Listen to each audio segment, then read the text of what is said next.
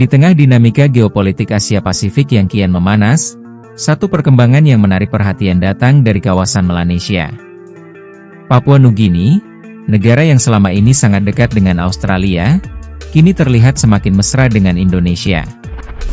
Hal ini memunculkan kekhawatiran di Canberra. Sebab bagi Australia, Papua Nugini bukan sekadar tetangga, melainkan mitra strategis yang selama ini berada dalam lingkaran pengaruhnya.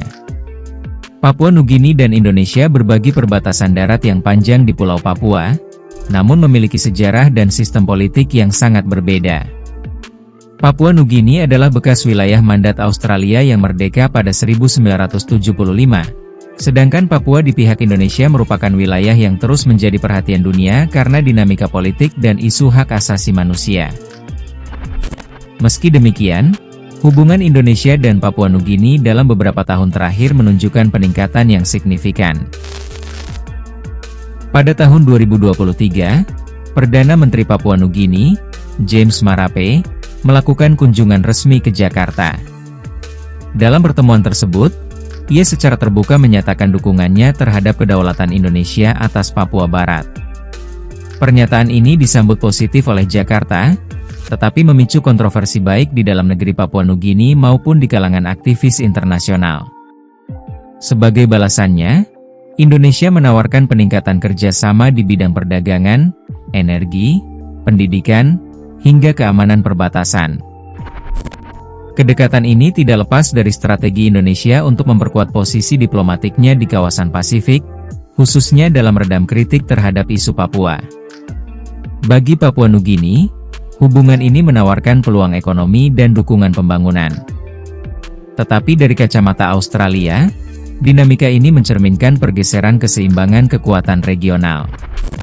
Selama puluhan tahun, Australia menjadi donor terbesar bagi Papua Nugini, memberikan bantuan pembangunan, kerja sama pertahanan, hingga pengaruh politik. Namun, pendekatan lama yang didominasi peran sebagai penjaga dan pemberi bantuan kini mulai dipertanyakan. Papua Nugini tampaknya ingin keluar dari ketergantungan tunggal dan mulai menjalin hubungan yang lebih luas, termasuk dengan Indonesia dan bahkan Tiongkok.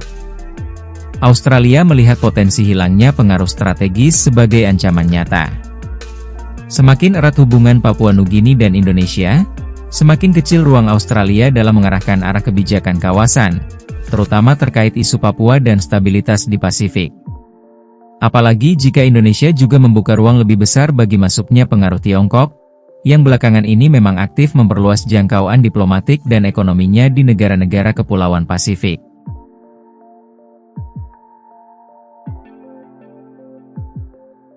Di awal 2024, Australia mengumumkan paket bantuan tambahan untuk Papua Nugini dengan fokus pada pembangunan infrastruktur dan layanan dasar.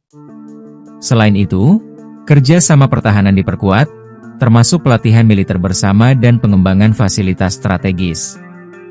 Namun, banyak pengamat menilai pendekatan ini masih bersifat reaktif dan belum menyentuh akar persoalan, yaitu keinginan Papua Nugini untuk menjadi lebih mandiri secara politik dan ekonomi.